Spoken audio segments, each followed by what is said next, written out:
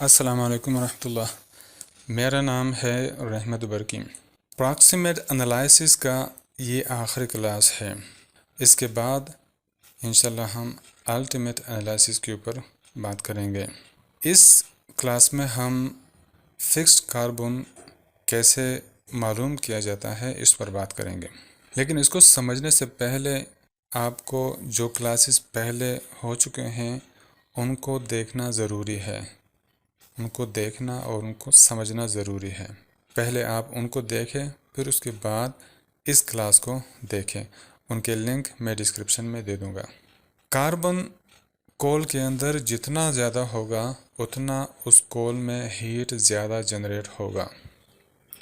اب جس کول میں ہیٹ جتنا زیادہ جنریٹ ہوگا اتنا وہ کول ہائی کوالٹی کا ہوگا۔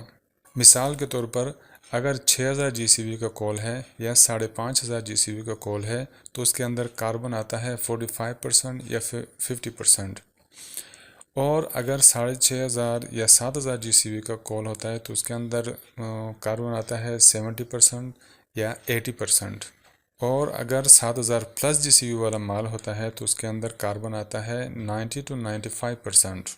تو مطلب کول جتنا زیادہ ہیٹ جنریٹ کرے گا تو اس کے اندر اتنا زیادہ کاربن ہوگا، یا جتنا زیادہ کاربن ہوگا اتنا زیادہ وہ کول ہیٹ جنریٹ کرے گا، وہ اعلیٰ کوالٹی کا ہوگا۔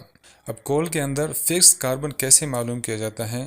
تو اس کے لیے ہم نے جو سیمپل لیا ہوگا اس سیمپل کا موئسچر ہمیں معلوم ہونا چاہیے، ایش معلوم ہونا چاہیے، اور وی ایم معلوم ہونا چاہیے۔ اس کے بعد ہمیں فکس کاربن بہت ایزیلی معلوم ہو جائے گا۔ مثال کے طور پہ جو سیمپل ہے ہمارے پاس اس کو ہم 100% سمجھتے ہیں، کیونکہ یہ جتنے بھی فارمولے چلتے ہیں یہ 100% کے حساب سے چلتے ہیں۔ 100% ہمارے پاس سیمپل ہے، اس میں موئسچر 10% ہے، وی ایم 30% ہے، اور ایش 5% ہے۔ اب موئسچر، وی ایم اور ایش کو ہم جمع کرتے ہیں تو یہ بنتا ہے 45%۔ اب 100 میں سے جب ہم 45% کو مائنس کریں گے تو ہمارے پاس 55% بچتا ہے۔